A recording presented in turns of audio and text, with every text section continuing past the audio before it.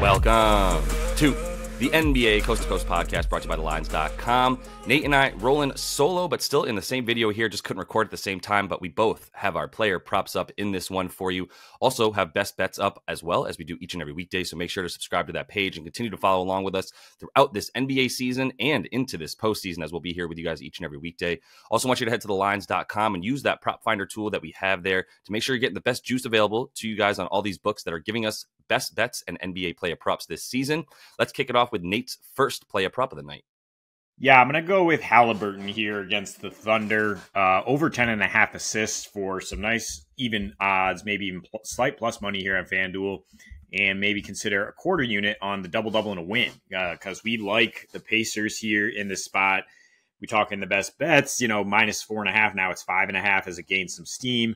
But that OKC is just tipping their hand that they're not going to risk the health of SGA and even J-Dub, and they're probably just going to settle into that third seed.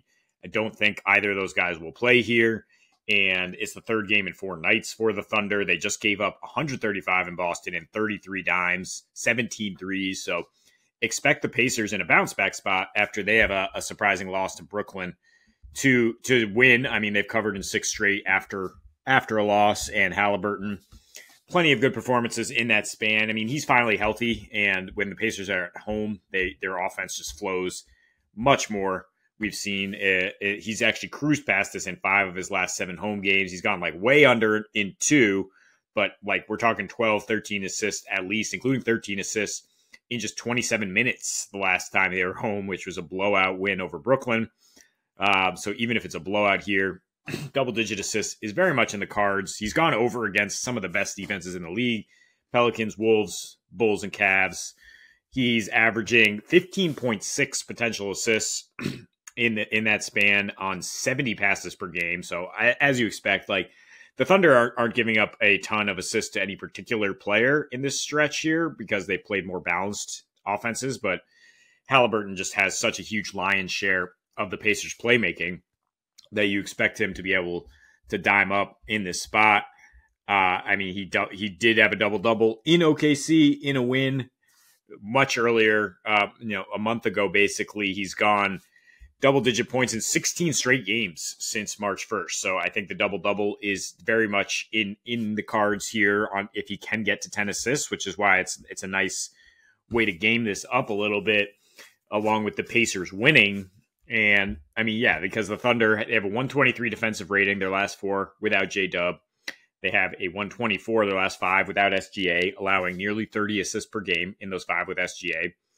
And while they're allowing the second fewest points to point guards in their last 7, again, that just kind of funnels more playmaking from Halliburton rather than him taking shots. And if you do take the double-double, you don't have to worry about him scoring 20. Obviously just the 10 here, but it's really just a situation where OKC knows they don't have much of a shot in these games when they're sitting both of their guys, and then their defense, SGA, maybe takes some flack for gambling for steals, etc. But he's obviously a huge upgrade at the point guard position over Giddey. If Giddey's going to be the one guarding Halliburton at any point, that's barbecue chicken. They might try Dort on him, but I mean Halliburton again a little too quick for Dort. You really wish you had J-Dub to throw at him and SGA at the point of attack, and OKC probably won't have either of those guys. The Pacers probably should roll or at least light up the scoreboard in this spot.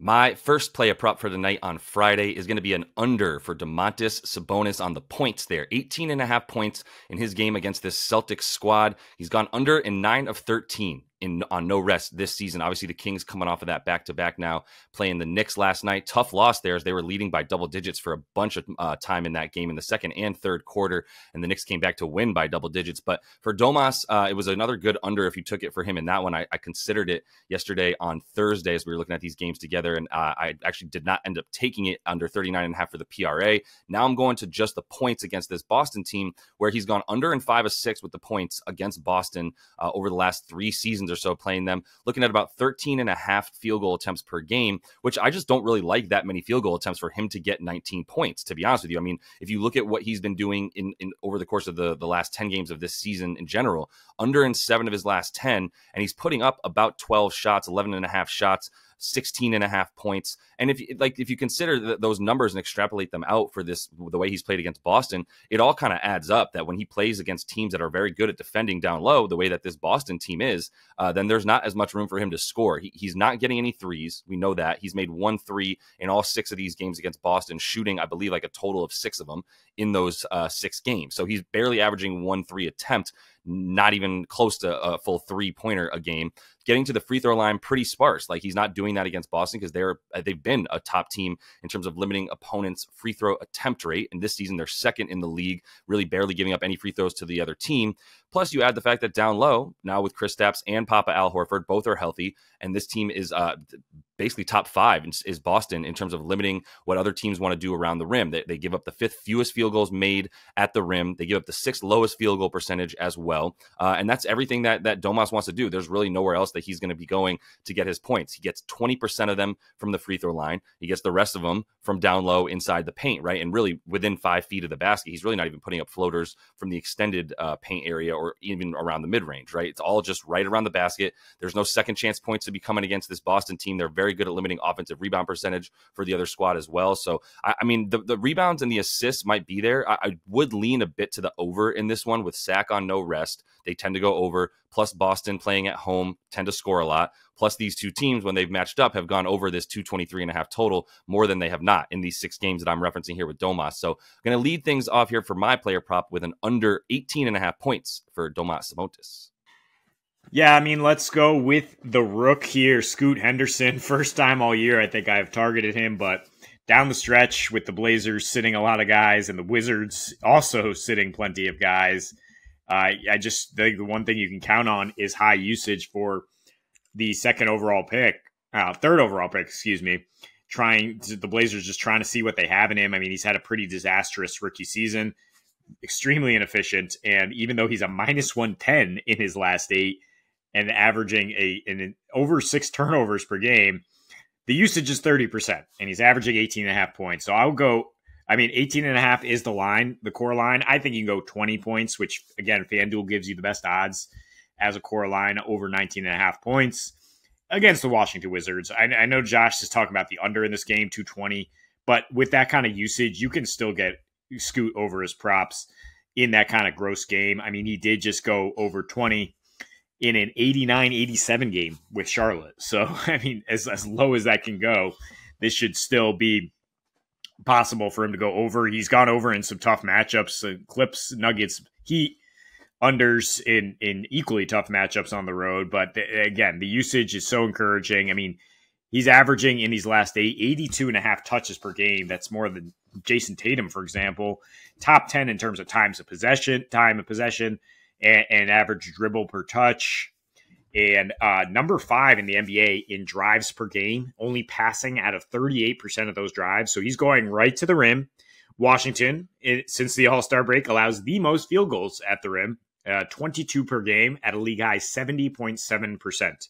And like I said, Washington going to be sitting Coulibaly, Kuzma, Tyus Jones, Marvin Bagley. A couple other guys are questionable. Avdia is dealing with a migraine. Like, they should have 0 rim protection. The Blazers, of course, still not playing Brogdon, Simons, Jeremy Grant, Toumani Camara. So that's just a guaranteed usage spot for Scoot against a guy like Jordan Poole, who's not playing any defense, who's going to be gunning for his stats on the other side. Washington still does play at a fast pace, so plenty of opportunities here. Wound up liking Scoot's number here a lot more than DeAndre Ayton, who should also have a big game because they don't have any defense down low. But I think the number is a little bit more exploitable for Scoot, and just have to laugh at the fact that, again, 6 turnovers is plus 110. I'm not saying bank on that yet, but he does have 5+ turnovers in 6 straight. Again, just encouraging usage, that the ball's in his hands that much, that he's allowed to make that many mistakes and still get 36 minutes per game, because Portland has absolutely nothing else to play for other than to see what this rookie can do. All right, my second and final player prop here of the night for Friday to end this work week with you guys, Josh Giddey. Going with an under for him at 33.5 points, rebounds, and assists. Full disclosure, my favorite part of this bet is the assists. However, they're just juiced all the way down. Last night on Thursday night, late night, I ended up taking under 7.5 assists for Giddey at minus 140. Was okay with that. Now it's at 6.5. Dropped a full assist but it's still like minus 135 is the best number you're probably going to find for under 6.5 assists. So I'm throwing the points and rebounds in there because I'm not too worried about those either, even though those I have a little bit less confidence and feel like my edge is a little smaller when it comes to the points and rebounds. I mean, the points, he's going to have to put them up pretty quickly. I think my main overarching thing here with Josh Giddey is I don't think he plays 30 minutes. I don't know why he would. Against this Pacers team, I have the Pacers winning by 4.5. Put that in the best bets video with Nate that we did. We were able to record together Thursday night as we got ahead of the early line action here on the sides and total stuff. I did feel good about 4.5. I feel great about it. It's at about 6 now, so it's going in the right direction for what I bet it to give me that closing line value. It's also clear that like there's no way that this should be as high as it is, and that the Pacers are ripe to win this game by a good amount of points. For Giddey, the reason I don't think he's going that many minutes, I mean, he's their best playmaker without J-Dub or SGA, both of who are going to be out in this game, which is why I love all these bets so much, obviously. But with them out, like he is their best playmaker, yet he's only played 28 minutes in these last 2 games without them. Now, they got blown out by Boston, so he didn't have to really play the fourth quarter, and he only ended up with 27 minutes in that game. But he also played just 28 minutes in the game against Philly the game before, and they were winning in the third quarter of those games. So do the math, add up SGA and J-Dub both sitting twice in a row when in fact they probably could play in this game, and they probably could have played against Boston, because if it was a playoff game, they both would have been in there. You combine that with the fact that Giddey played 28 minutes as their third best player. Like he's whatever you want to say, Chet Holmgren's their third best player, fine. But Josh Giddey's their best perimeter player without J-Dub and without SGA in the game in terms of facilitating and running an offense. Like that's not even a question. There's no close second. You're talking about Isaiah Joe and Kason Wallace as like other backup guards for this team. There's no playmaking there, right? But they still didn't play Giddey, even though they were winning in the third quarter. They kept him off the floor so that he played his normal 28 minutes. Why would you do that if you have the opportunity to win the 1 seed? Because they're punting. They're not going for the 1 seed. They're accepting the 3rd seed and watching Minnesota and Denver battle it out for the 1 seed, which, by the way, Minnesota now is in the driver's seat after Denver loses to the Clippers last night. So even though the Clippers beat Denver, and that does open a little bit of a window for the Thunder to get into the 1 seed, like I said, 30 minutes max, probably 28 is what you should expect from Giddey tonight. He's gone under in all 4 career games with this number and the assists, however you want to put them together. He's gone under in all 4 games that he's played in his career without SGA and without J-Dub, dating back to last season, right? In terms of the points per game in those situations, less than 12 a game, 5 boards, less than 4 assists on 9 potential assists in all 4 of those games, barely getting any 2 assists in these last couple games without J-Dub and SGA. And Indy allows the 4th fewest assists on the season as a whole.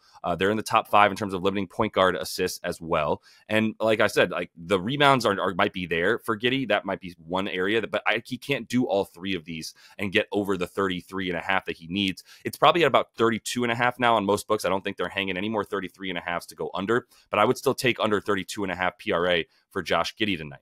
And that is all the time that we have for you in this one. Continue to follow along. Definitely subscribe to that page. We got a day off on Monday as hopefully those UConn Huskies win that championship on Monday night in college basketball. So we're off on Monday for the NBA, back on Tuesday with you guys. So until we see you next, happy betting.